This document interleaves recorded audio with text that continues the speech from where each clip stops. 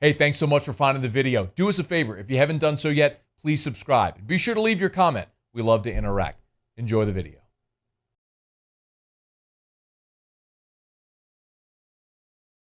Mickey Loomis met with the media on Wednesday, his sort of a post-mortem on the season to sort of recap the season and look ahead into this offseason. And obviously the biggest question is going to be about the future of Drew Brees.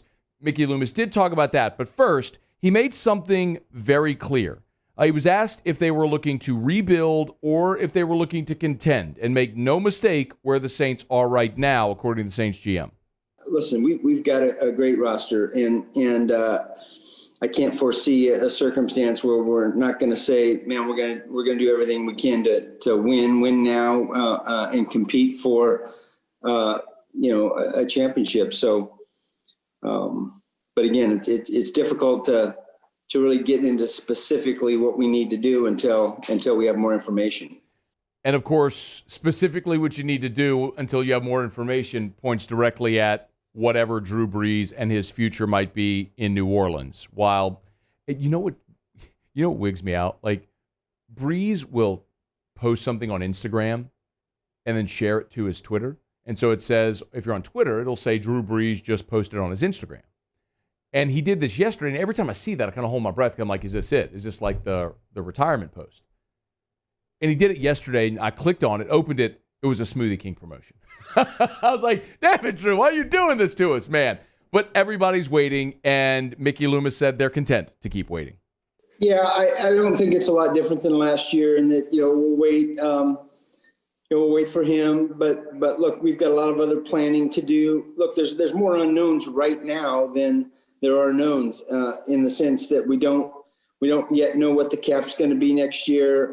Even a narrow range we don't have yet. So we've got a lot of planning to do. We haven't completed our evaluations, our roster evaluations from last season. So at this point in time, there's more unknowns than there are knowns.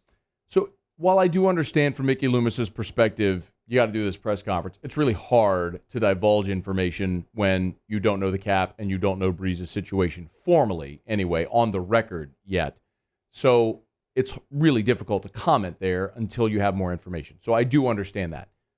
That said, it would be naive of us to sit here and think that Mickey Loomis and Sean Payton and the organization don't know what Drew Brees is going to do. Like, I think it's a given. We all understand that he's going to retire and you're going to move on, and they've known that. And they also know that they're roughly $100 million over the salary cap. So there are some very obvious changes that are going to happen. Like, Jared Cook isn't going to be back next year. With Drew Brees not being back, the way you structure that can save you in the neighborhood of $14 to $20 million, depending on how you structure it. So there are things, no doubt, that they've already started working on. But here was Loomis talking a little bit about the outlook on the cap with obviously a lot of work to do.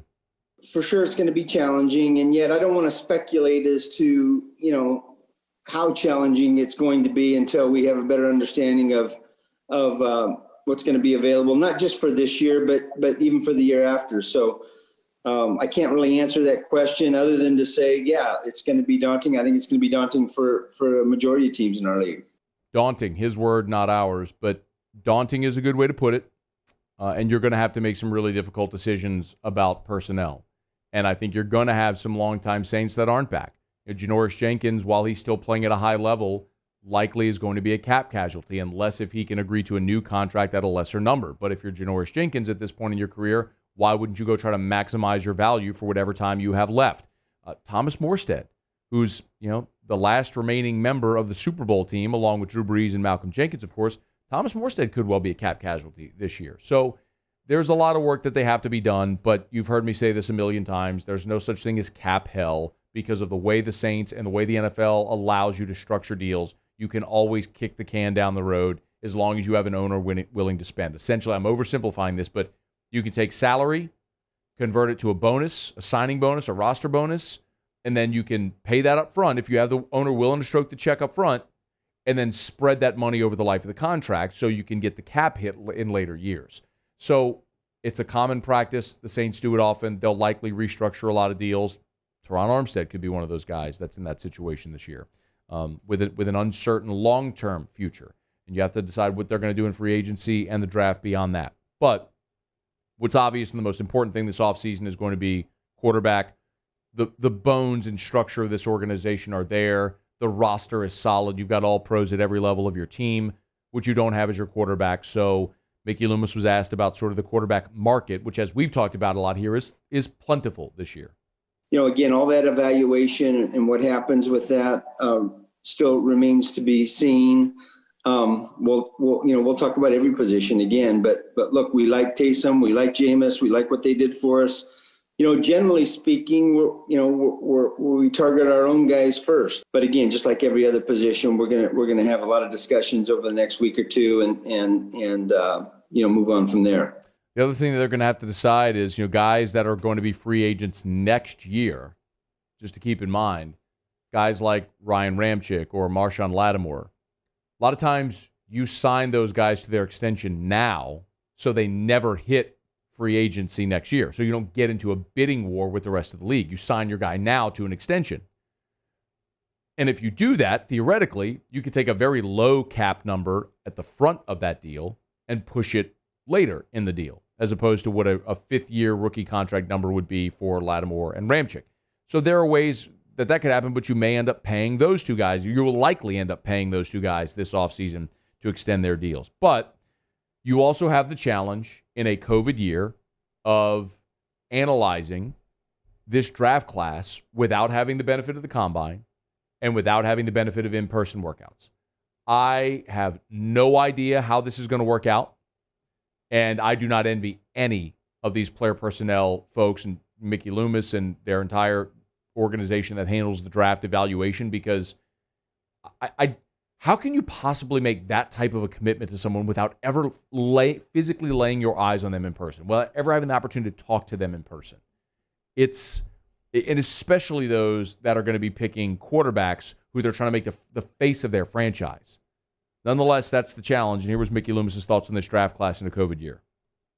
It feels like we know less about this class of players than any class in recent memory, just because of the COVID restrictions, the restrictions on scouts getting into campuses, as well as the fact that there were so fewer games played in college football this year. So I'm anxious to get going with our group, but I feel good about it just at this first glance. Remember, the Saints only had 4 picks last year, and one of them, Tommy Stevens, isn't on the roster anymore. So the only guys you selected a year ago are Ruiz, Bond, and Troutman.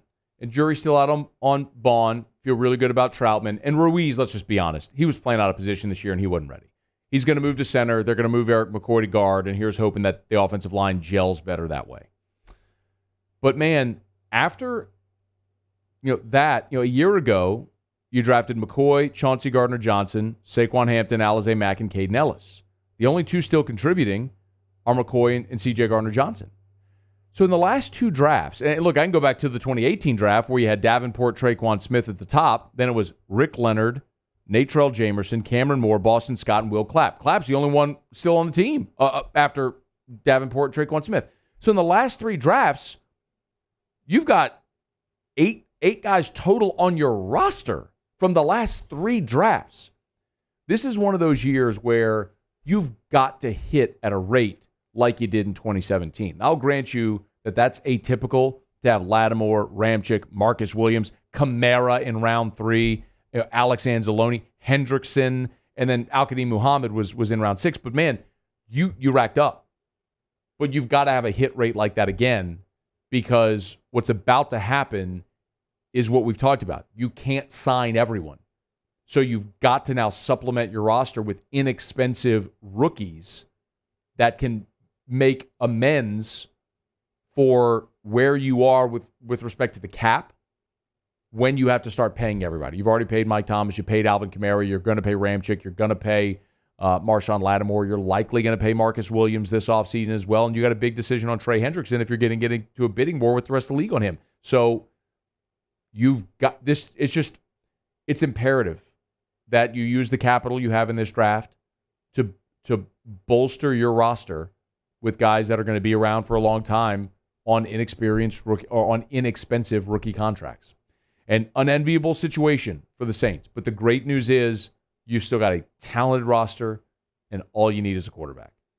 And I say that very loosely because it's the most important position in sports. It's the hardest position to find. But if you get one, this team could still be a contender. If you don't, you're likely on the outside looking in, which, by the way, if you saw this, Bill Barnwell at ESPN, who does a lot of their stats and analytics, he's put together his projections for the 2021 NFL season, and he has the Saints missing the playoffs.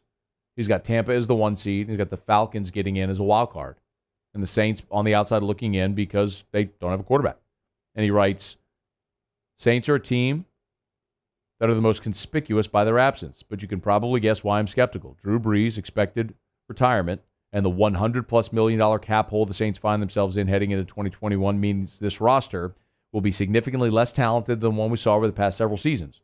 Sean Payton is still going to be an offensive genius, but New Orleans' 2021 season feels like it could be similar to the Patriots' 2020. Got to hit on a quarterback. You got to hit on this draft. Hey, thanks so much for watching. Please leave your comments. I love to interact, and be sure to hit the red subscribe button below.